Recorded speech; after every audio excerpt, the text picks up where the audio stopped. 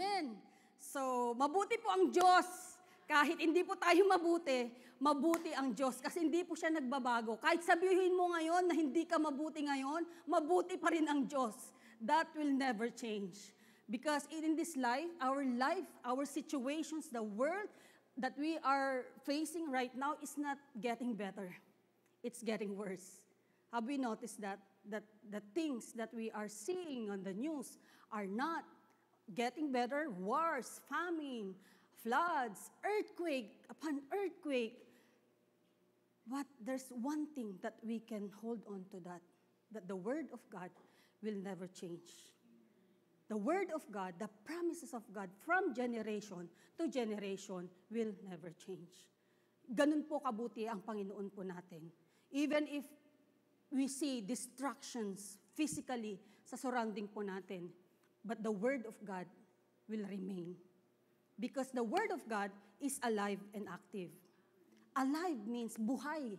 Buhay, it will just continually pursue yung purpose po niya sa buhay po ng bawat isa sa atin. At alive and active, the Word of God will continue to minister to those whose heart are willing to be ministered.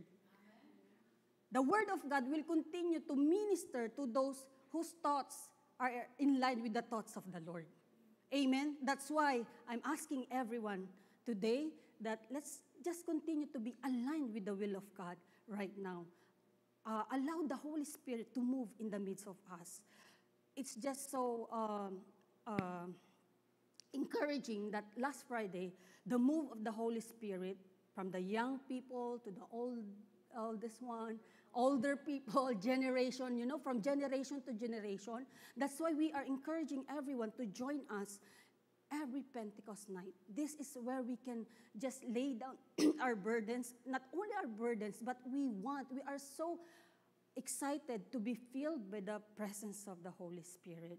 Those times that we cannot miss it. Those times that we can just be excited after a month of working. We want to be in His presence, be filled with His power, with His presence, with His strength. Kaya po, yung mga iba po doon, galing pa sa 12-hour shift ng trabaho. But then, when you come into the presence of the Lord, you will just jump, praising the Lord. Wala na, you are undone in the presence of the Lord because we know that it is the presence of the Lord that will go ahead of us. And it's still here in the midst of us. Amen? Amen! So, alam po natin that we are not, hindi po tayo nakakaligtas sa mga problema sa buhay. Amen? Every day, there are battles that we are going through. Different battles, different situations, or sometimes it's the same situations that we are facing every day. Minsan, ulit-ulit na lang po, Panginoon, ang problema na ito. Ulit-ulit na lang po, O Lord, bakit ako, Lord, ang mga pinagdadaanan ko, patuloy na ito. Hindi ko po nakikita ang pagbabago. I don't even see any changes sa situation na meron po ako. But there's one thing that God is reminding us right now, that God is able to do great things in the midst of His people. Sabi po dito sa Romans 5:3-4, we can rejoice too when we run into problems and trials, for we know that they help us develop endurance. And endurance develops strength of character, and character strengthens our confident hope of salvation. Let me just read verse 4. And endurance develops strength of character, and character strengthens our confident hope of salvation. Hope of our salvation. Hope of our salvation. One thing that we can assured of is that there's hope in God. May pag-asa sa Panginoon. And that hope will lead us, isa sa mga pwede nating i-expect at gagawin ng Panginoon is restoration. So we are now in the theme of restoration. From freedom to restoration. God wants us to be free from any shackles, from anything, any struggles, any problem, anything that hindering us because He wants us to be restored. So one thing that we can hope is that there is restoration in the presence of the Lord. There's restoration if we are in line with the Lord, if our life is surrendered to the Lord. Amen? So even if trials will come, even if tribulations will come, even if very black na po yung pinagdadaanan natin, it seems hopeless, there is hope in Jesus Christ. Amen? Sabi po dito sa sa TPT version, which is not there, and patient endurance will refine our character, and proven character lead us back to hope. Lead us back to hope. So, ano po ba ang inaasam-asam natin sa buhay ngayon? Or anything situations na feeling po natin wala ng pag-asa. Sa kamay natin, or sa tingin po natin walang pag-asa. But God said in His Word that, is there anything too hard for me? Is there anything too hard for me? Nothing. There is just one thing that is too hard on us to believe, that God can do something great in the midst of us. Sometimes our hope is gone because of our unbelief. Nawawala po ang pag-asa po natin dahil hindi po tayo naniniwala. Lalo na po pag dumadaan tayo sa bagyo. Remember po, last week po, we were struck by flood in the Philippines.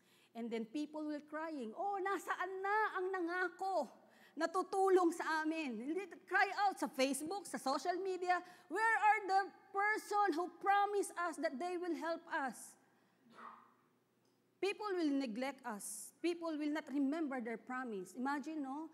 First time, they will promise you good things. They will promise para lang makuha yung attention natin. But with God, He promised, but He will fulfill. But with God, hindi mo na kailangang sabihin, Lord, nasan ka? Nasaan ang pangako mo? Lord, nasaan ang pangako mo? Ang pangako ng Panginoon, nandiyan, nagpapako siya sa cross para matupad ang kanyang pangako. But for people, they will promise, but when trials and tribulations will come, they're gone. No one will prove that they are true to their promises. There are few. I'm just saying, this is the real truth, right? Even us, sometimes we promise, but we don't do our promises. We are all guilty of that. But with God, even if His people are disobedient, He promised restoration. Remember the Israelites? They were disobedient, but God, what did God do? From their disobedience, God is so faithful to just make His promise fulfilled in the midst of His disobedient people. Why? Because He wants to let them know that He is their God. He is their God. Even in our midst right now, He wants to continually prove that the God we serve is true to His promises. Amen? No matter how hard it is, no matter how life hard right now, God is always faithful. God is just so great. God is just so great that indeed He deserves all the praises from His people. Amen? So, one thing that we can hope for is restoration. Restoration means bringing back what is the original form. Ibig sabihin, meron na siyang original form, meron na siyang purpose. Something like our example, sa buhay po natin, we have already been created to a greater purpose, and yet there are things that we did na hindi na fulfill yung mga purpose po natin. That's why we need restoration. Restoration means may mga bagay na aayusin sa buhay natin. Remember how God is so faithful, how God is so mysterious, no? Pwede namang tuloy-tuloy na lang yung buhay mo, ganun na lang. Pwede namang ganun ka na lang. Pwede ka namang hindi ma-restore kasi ang dami natin, right? Do you think sa tao, sa example na lang, yung phone natin, pag hindi na gumagana yan, pwede mong ipamigay. Pamimigay mo, hindi na nga gumagana, right? Pwede mong ibenta, you can just sell it because wala nang use sa buhay mo. Amen? Things that you don't need, we declutter. So that people can use it for something. Or, kung easy-easy ka lang sa buhay mo and you have money and you don't need those things, you can just put it in the garbage or you can just put it in the donation because you have a lot of things to spare. Pero sa Panginoon, hindi ka pwedeng itapon lang ng Lord sa kangkungan. Wala pa palang kangkungan dito. Hindi ka pa pwedeng pabayaan ng Panginoon ng ganun-ganun lang. Hindi ka pa pwedeng hahayaan ng Lord na lugmok ka sa buhay natin. He will never let you live in a way that you want to live, that you are already broken into pieces. But God is still in the business of restoration. God sees you when alam na ng Panginoon kung pagod na pagod ka na dahil ang dinadaanan mo sa buhay mo ay hindi kaaya-aya.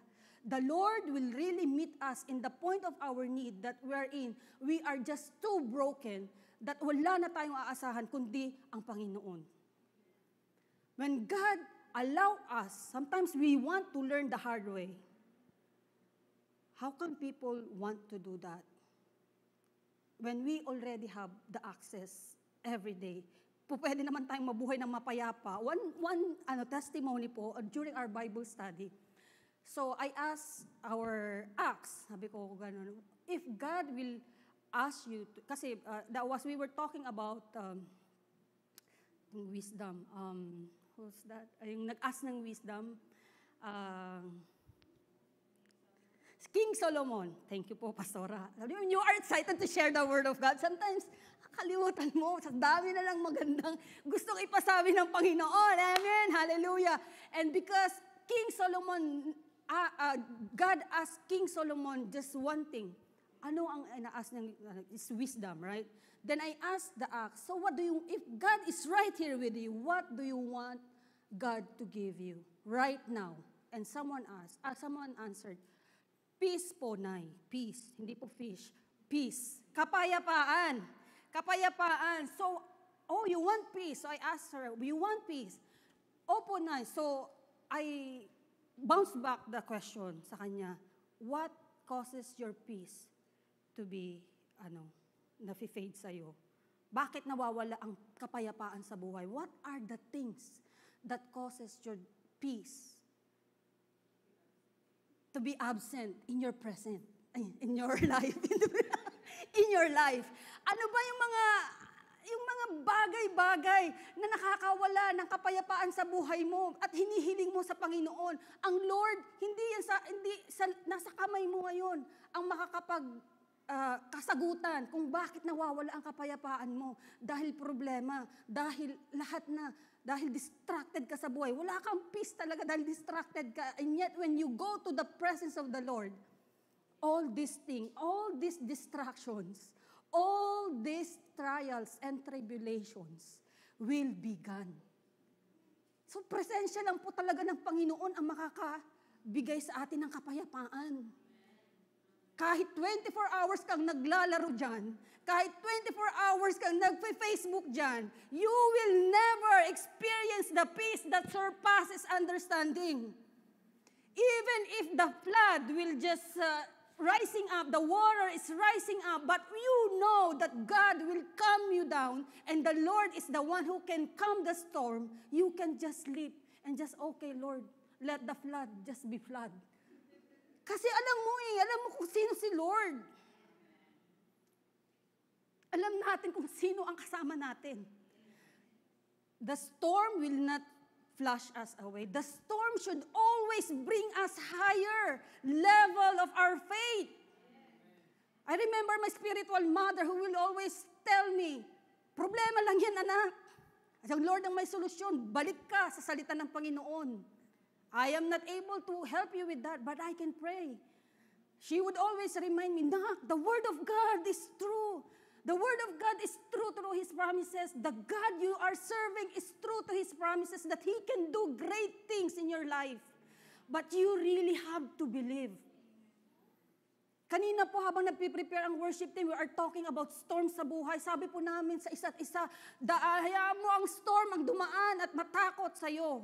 Do not allow the storm that He will sweep you away. But allow the storm. Di po ba ang bagyo lumilihis? Lumihis na po ang habagat. How do you call that? Ang low pressure area. Hi, rejoice ang mga tao. Remember, it's the storm that lihis. Ang storm, ang lumilihis sa buhay natin. Bakit takot ang storm sa atin? It's because we know the presence of the Lord is with us. Not today, enemy. Not tomorrow, enemy. Hindi bukas, hindi ngayon. Even right now, no. You don't have the right to touch me because I am a child of God. No matter how painful life seems right now, wala tayong nakikitang pag-asa because our eyes is just so close to the things that God can do to us. But if we open our eyes right now, we can put our hope in Him because He is the God of restoration. What God promised is that He promised a double portion. He promised a double portion of the things that was lost that was struck by the enemy. Right? Tama po ba tayo doon? We have seen Bible characters, how God proved Himself, that He stored double portion. He gives double portion of anointing to the people who are desperately asking for the presence of the Lord. In Pentecost night, we talk about Elisha, who asked for the presence of the Lord. Not only asked, but he asked a double portion of anointing of the Spirit. Double portion. Gaano po ba tayo ka-desperate? Which Pastora said, gaano ka ka-desperate na ma-experience ang kabutihan ng Panginoon? How desperate are you to want the presence of the Lord to manifest in your life right now? Are we able to say, God, bless the Lord, oh my soul, even if there are storms that we are going through? Look at the life of Job, let's take a look at the life of Job, wherein he is an example of God's restoration power and the endurance of Job as he goes through these challenges in his life. Pero before that, God has promised in Joel 2:25-26. So I will restore to you the years that the swarming locust has eaten, the crawling locust, the consuming locust, and the chewing locust, my great army which I sent among you. Ano po ba yung mga locust na pinagdadaanan natin ngayon? That is trying to chew us up. That is just trying to take away us from the presence of the Lord. Huwag po tayong tumingin sa katabi natin. Sabi, locust pinag-uusapan. Nakatingin sa, kita ko yun What are these swarming locusts that is trying to penetrate in our life, that steal our peace? Ang dami po no, yung mga locust. Mga loko doon, loko dyan, mga ganun. Namatay po yung joke ko. Ang dami pong mga, in this time, in this season, right? Marami po talagang locos. Locos na it represents sa buhay po natin. Locos sa finances. Locos sa relationship. Ang lakas pa amin ng mga acts. Locos sa ano po ba? Priorities po natin. Locos sa spirit natin. Spiritual life po natin. Our spiritual life are actually tormented when we are distracted. Amen? Especially when we are facing trials. Especially when you know that we have a God and yet from left to right, back and forth, sabi po nila, umulan, bumagyo, ayos lang. Pero ang problema daw minsan, when it rains, it pours, it even floods. Sabay-sabay. Minsan nakaranas po ba na tayo ng ganon? Sabay-sabay. May problema sa relationship, hindi nakikiayon yung jowa mo. Hindi nakikiayon yung finances mo, hindi nakikiayon yung pamilya mo. Lahat na lang, Lord, lahat na lang ng locos na sweep away na po ako. Lord, sige na Lord, ikaw, ibigay mo na po lahat Lord, minsanan na lang. Binigay nga talaga naman ng Lord minsanan. Nag-question ka naman sa Lord. Lord, bakit? Oh, di ba ganun po tayo? That's our tendency, right? Pero, ang sabi ng Lord dito, you shall eat in plenty and be satisfied. Kasi po ang sabi po niya dito, so I will restore. It's the Lord who will restore. So I will. Very personal po ang Lord. So I will. Pag narinig mo na yung word na I will, says the Lord, you have already that confidence that He will. Amen? Hindi, me will. Hindi yung will natin. Me, I will. It's the Lord. I will restore to you the years that swarming locust has eaten. And in verse 26, you shall eat in plenty and be satisfied and praise the name of the Lord, your God, who has dealt wondrously with you, and my people shall never put to shame. People may see you, minsan nakikita ng mga tao na ang dami mong problema. Sabi na, bakit ang dami kayong problema nito? Nagsaserve naman sa Panginoon. Bakit kaya si ate parang lugmok ang buhay pero nagpipraise the Lord pa rin? May mga ganun po tayong sitwasyon, right? Even preachers, you do not know what we are going through, and yet we can stand in the promises of God that we will never be put to shame. Why? Because the God who promised will do the promise He has for us. And especially to those who believe in the power of His name. That's why we have to continually believing that God will restore what the enemy has stolen. What the enemy is trying to steal in our life. Kasi po ang enemy, sabi po doon, the enemy may try to steal, to kill, and destroy. But the Spirit of God is far greater than the works of the enemy. So the Spirit of God should be living in the midst of us. So that we are able to say to the enemy, you may only try to destroy me, but you will never win. You may try that this discouragement may, at some point, may distract you, pero pag nakafocus ka na sa Panginoon, it will keep you the spirit to fight. Amen? The spirit that is working in you is far greater. Kaya mo talagang labanan ang lahat ng mga problema sa buhay.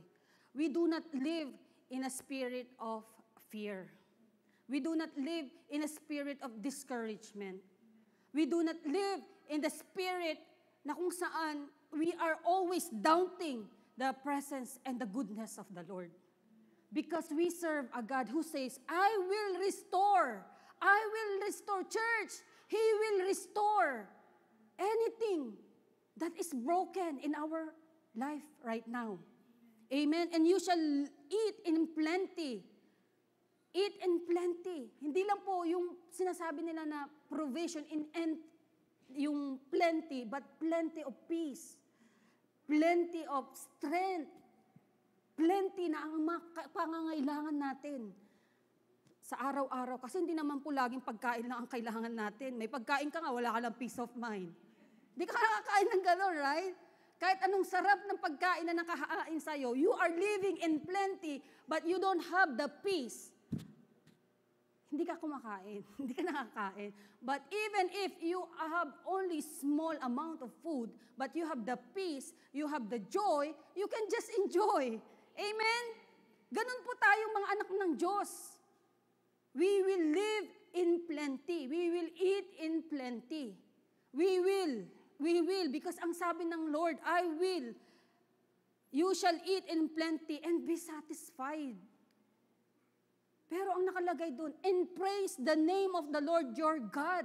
And praise the name of the Lord your God. Wala po tayong ibang bibigyan ng pagpupuri at pasasalamat, kundi ang Panginoon. Amen? Ganda po ng mga kanta natin, ano? How great is our God. Even nung Friday po, sabi po doon sa kanta, handog niya ay kapayapaan, handog niya ay kalakasan sa mga pusong nagpapagal.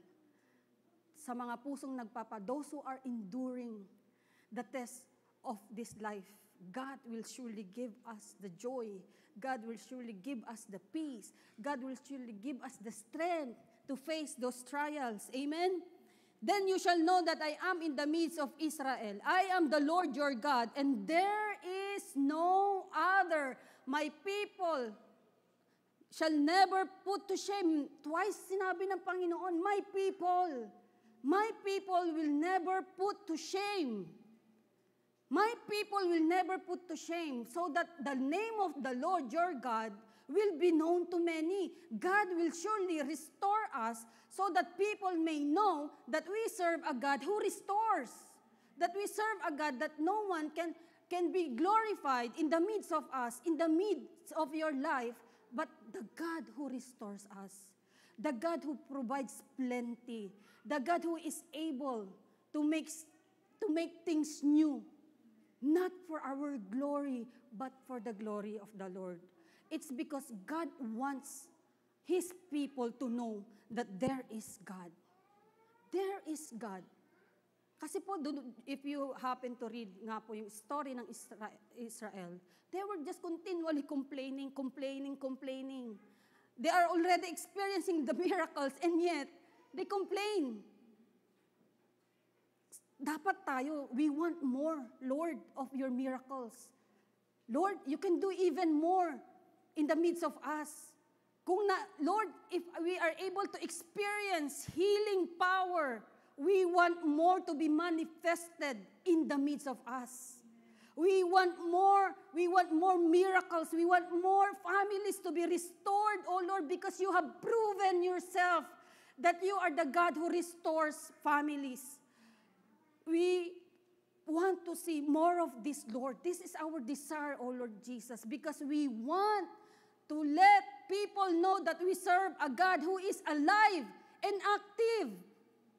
And He is just continually doing great things in the midst of His people. Amen? And 1 Peter 5:10, and the God of all grace, who called you to His eternal glory in Christ after you have suffered a little while, will Himself restore you and make you strong, firm, and steadfast. Mag-suffer lang daw po tayo for a while. But God who called us to His eternal glory in Christ, He Himself will restore. Sarap ng pangako ng Panginoon, right? And make you strong, firm, and steadfast. Papalakasin daw po tayo ng Panginoon. Bibigyan daw po tayo ng kalakasan para harapin ang mga problema sa buhay. Amen, church?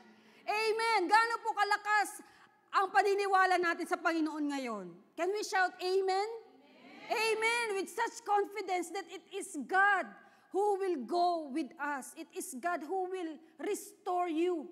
It is God who will restore your joy. Kasi po nawawala ang joy po natin when we are facing trials, when we are facing difficulties. The joy, hindi na po natin maibabalik yung kahapon. So, wag na po nating balik-balikan yung kahapon. Kahapon na nga yun eh. Hindi na po tayo dapat maano doon. Wag na po tayong, we don't live in regret. Kasi po, pag regret ka lang ang nasa puso natin, you will never go to your destination. Hindi po tayo makakarating kung puro tayo question sa Panginoon. Yeah, that's a testimony. Alam niyo po, growing up, this is just a testimony that God is really faithful to His promise. I always testify our life back home kasi po growing up, people will always laugh at our family kasi po mahirap po kami. Sabi ko sa Lord, bakit nga naman po kasi kami mahirap, Lord? Bakit naman po yung makapitbahay namin nagyayaman tapos kami, Lord, bakit? At young age, I was exposed to that. People will laugh at us because we are poor and would tell us in front of us that wala daw po kaming mararating kasi mahirap kami. Pero glory to God, nakarating ako ng Canada, layo, right? Kasi ganun po ang grasya ng Panginoon. Growing up, I was really questioning the Lord. Lord, bakit ang hirap ng buhay namin? Bakit kailangan pagdaanan ng magulang ko to? I was the youngest. But praise God because hindi naman po namin naranasan na walang makain. Kasi ganun po kabuti ang Lord.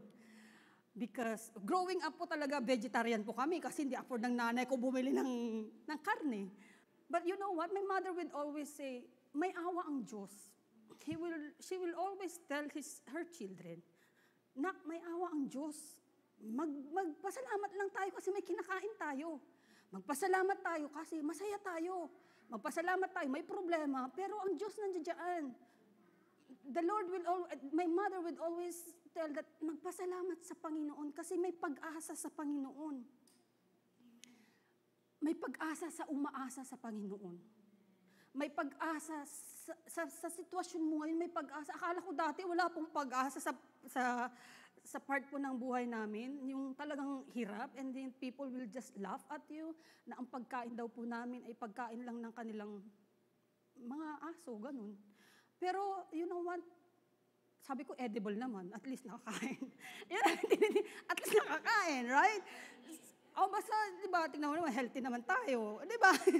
God is good. You know what? I just want to boast the goodness of God. Huwag po tayong maniwala sa sabi-sabi nila na wala tayong mararating. Kasi that's the lies of the enemy. Kung nagpatalo ako doon, dilugmok ang buhay. But I choose to believe.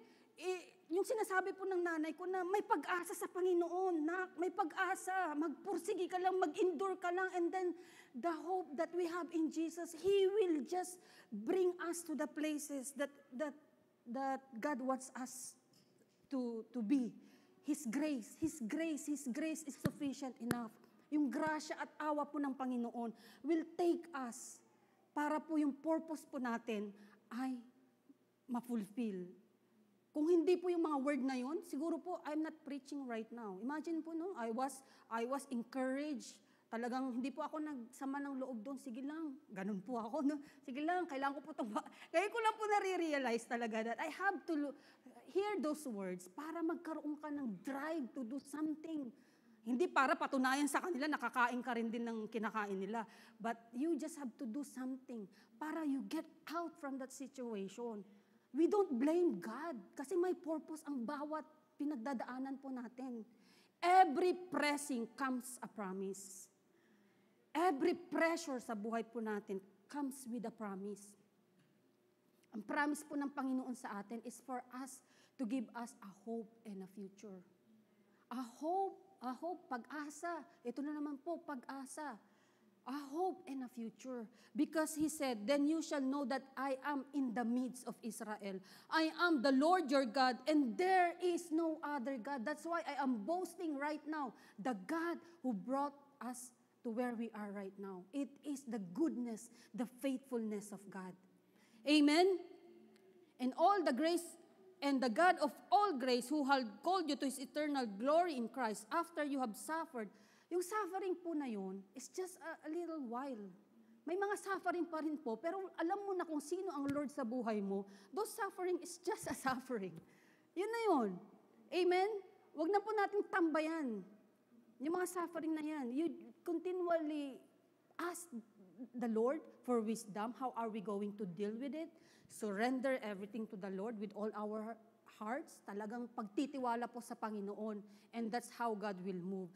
And let's take a look at Job. Ito na po si Job. Ang isa po sa mga favorite po nating Bible character on how God proved Himself that He is able to restore. So in Job 1-20, then Job arose, tore his robe, and shaved his head, and he fell to the ground and worshipped. And he said, naked I came from my mother's womb, and naked shall I return there. The Lord gave, and the Lord has taken away. Blessed be the name of the Lord.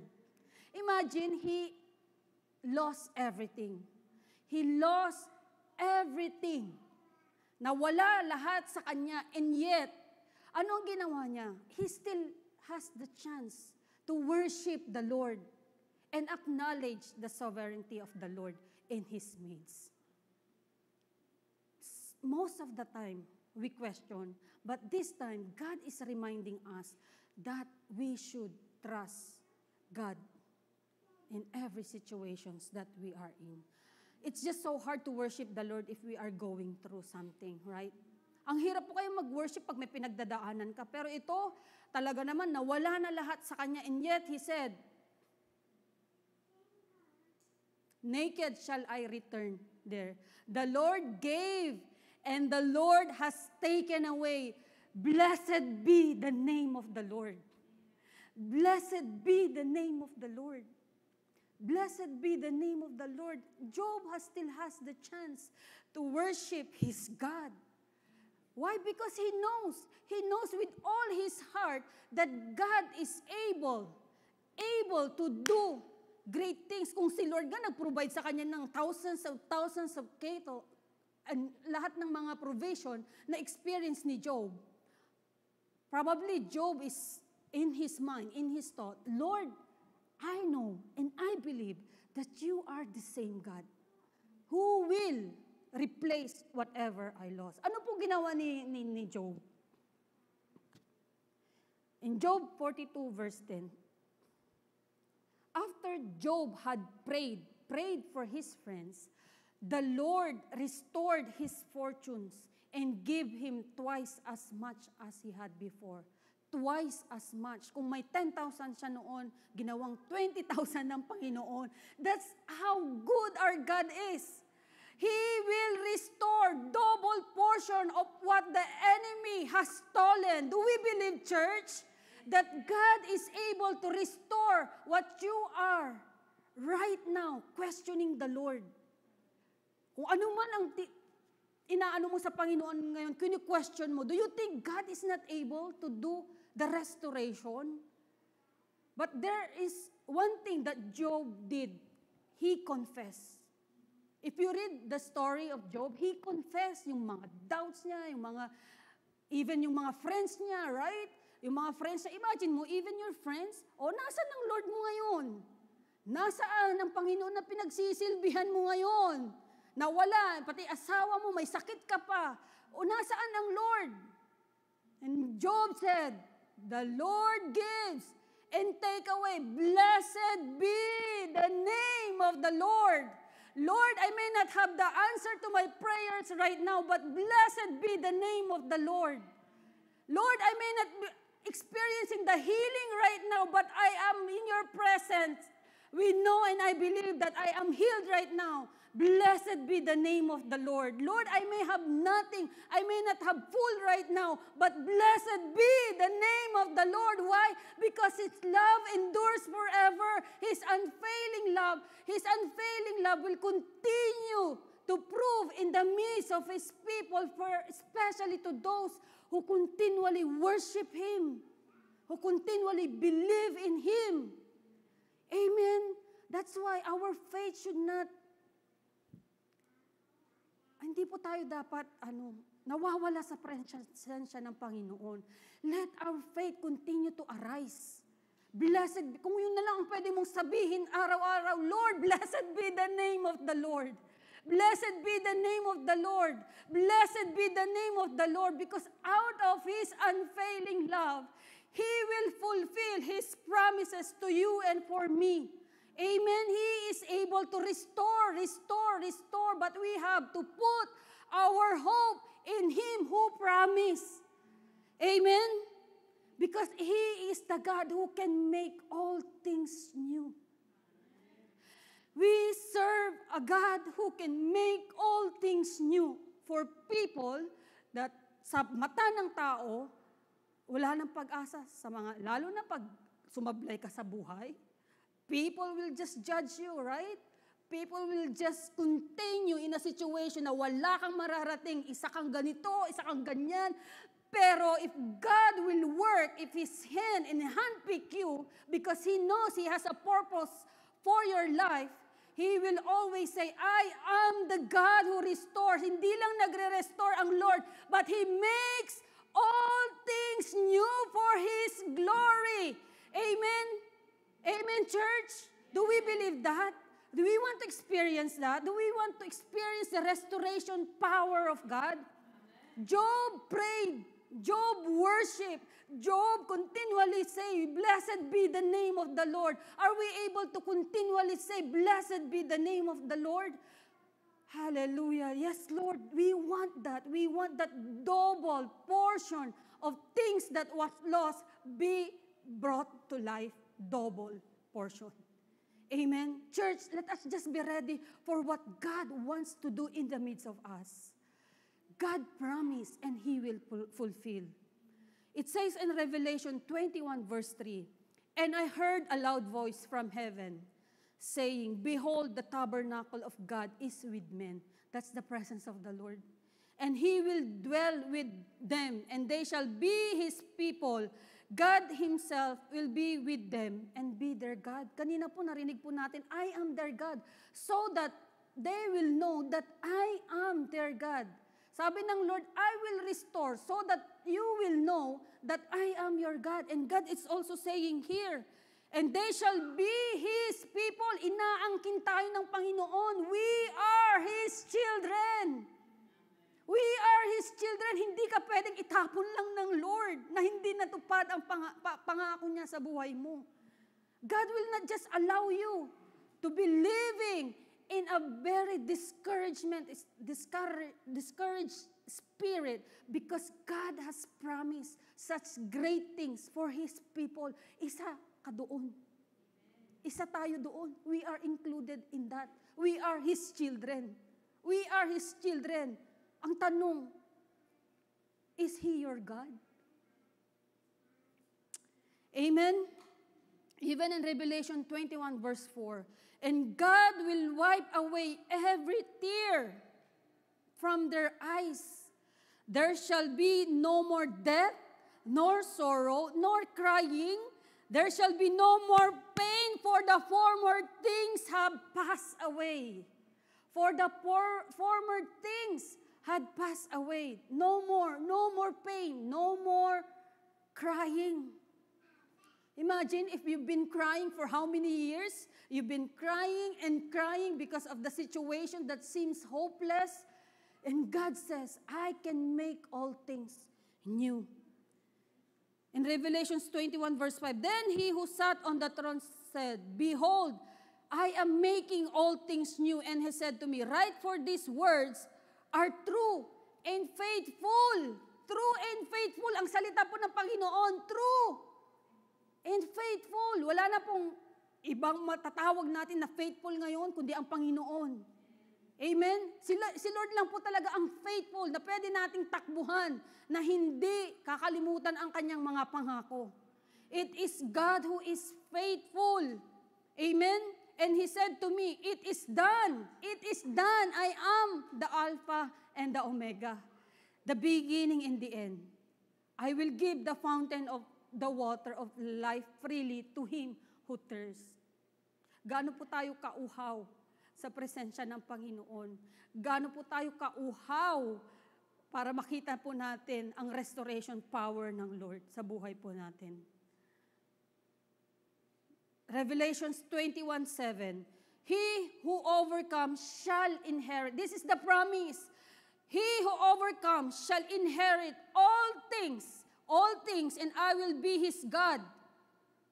How many times that God will always remind us that I will be his God and shall be my son.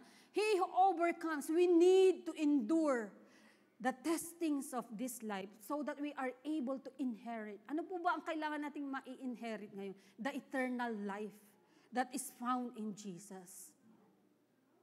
He overcomes. We are all overcomers because of what Jesus did on that cross. You know what? If you see the cross, Jesus was crucified left and right. Hindi po ba? Hindi po na-crucify ang Lord ng left lang. It's because pag inatake ka ng kaaway sa left, Lord will, ipagtatanggol ka ng Lord sa left side. Pag right naman, and He will just, that's the very beauty of the promise of God, right? He will not just leave you alone. He will not just leave you forsaken because He said, I will not leave you nor forsake you. I am with you always. I am with you always because we serve a God. Yahweh is a covenant-keeping God. He is a covenant-keeping God. God is so faithful, even if we're not. Even if we're not, because, He is God. He will always say that, I am your God. I am your God. Let's continue to enjoy the faithfulness of God. We can only enjoy the faithfulness of God if we endure the test of time. Kasi po ang sabi po dito, he who overcomes shall inherit all things. This is in Revelation. If we see, Revelation is the end of the Bible, right? From beginning to the end, it is the faithfulness of God. Lagi po niyang sinasabi, I am your God, I am your God, I am your God, and you shall be my son. So church, let us continue to live in that hope that God indeed is a God of restoration. That God is able to do such great things in the midst of His people so that those who do not believe will open their eyes and believe that indeed we serve a God who is alive and active to His promises. Amen? In Romans 5:5, it says here, such hope in God's promises never disappoints us because God's love has been abundantly, imagine nyo, overflowing, poured out within our hearts through the Holy Spirit who has given to us. Hallelujah. Such hope. Ano po ba ang hope natin? The promises of the Lord. It's the promises of the Lord. We hold on to the promises of the Lord. We hold on to the faithfulness of the Lord because His grace is sufficient enough for us, and He is faithful to accomplish the things He has promised because we serve a God who will not withhold any good things for His children. Hindi naman ipagkakait ng Lord kung ikakabuti po natin. Ipagkakait lang niya kung ikakasama po natin. Kaya wag na po natin ipaglaban ng mga ikakasama po natin. Let's just continue to put our hope in God's promises that will never disappoint us. Because God's love has been abundantly, it is out of His unfailing love. Once again, out of His unfailing love, He will fulfill His promise to each and every one of us. Amen. In Hebrews 10:23, it says, let us hold unswervingly to hope we profess, for He who promised is faithful. He who promised is faithful. He who promised is faithful. God indeed is a God who keeps His covenant to His people. Church, maybe some of us may lose our hope right now because situations are already been piling up, overwhelming na yung pinagdadaanan mo, kapatid. Overwhelming na yung situation that you don't want even, sometimes you don't even want to go to church anymore because you don't want to be in His presence because we question the Lord of His goodness, of His faithfulness, or sometimes our unbelief can hinder us to experience that restoration that needs to be restored. But church, sabi po dito sa Hebrews 10:23, let us hold unswervingly, steadfast po dapat ang hope po natin that we profess. Hindi po dapat nagbabago ang pag-asa natin. Hindi po dapat nawawala ang pag-asa natin sa Panginoon. Hindi po dapat na nawawala ang paniniwala natin sa Panginoon. We only need to continually to be in His presence, just like Job. He continually said, blessed be the name of the Lord. Blessed be the name of the Lord. Church, we only need to continually worship Him even in season and out of season because God will prove Himself that He is a promise keeper. A promise keeper po ang Panginoon po natin. He is the God who will make a way for His children. So church, let's just continue to declare how great is our God. Let's just continue to declare that indeed we worship Him because He is the God who is seated on the throne. And He said that He is the Alpha and the Omega, the beginning and the end. He is the God who can make things all new to His people. Church, let's just continue to believe that indeed He will make things beautiful in His perfect time because He is the God who says, when the time is right, I will make it happen. When the time is right, I will make it happen. So when you are praying for restoration, when you are praying for something that you want God to move, God will make it happen when the time is right. When the time is right, says the Lord, because God will never fail. His word will not come back to Him null and void. It shall accomplish, says the Lord. I will be your God and you will be my people. Church, is there anything too hard for the Lord? Nothing. Is there anything too hard for the Lord? Nothing, because He who promised is faithful. He who promised is faithful. Church, let us hold on to that hope, and that is Jesus. Let's continue to believe. Let's continue to endure. Let's continue to praise Him. Let's continue to just remember all the good things that He has done and what He will do in the midst of us. He said in His very word that the latter glory of this house will be greater than its former. In this house, we will experience peace. If we are able to experience His miracle in the past, we are able to experience more in His presence because He who promised is faithful. He is alive in the midst of His people. Church, let's continue to declare that our God is great, that our God is able to do exceedingly, abundantly, far more than we could ever ask or imagine. Yahweh, the covenant-keeping God. He is true to His promises. So church, if you are living in doubt, if your heart is still doubting the goodness of the Lord, remember that our hope is not on the things of this world, but our hope is in Christ Jesus, that He is able to finish what He has started in your life and in my life. So church, let us just stand and continually praise Him, for He is great, He is good, He is faithful, He is with us, and He will never leave us nor forsake us. That's all that matters. That's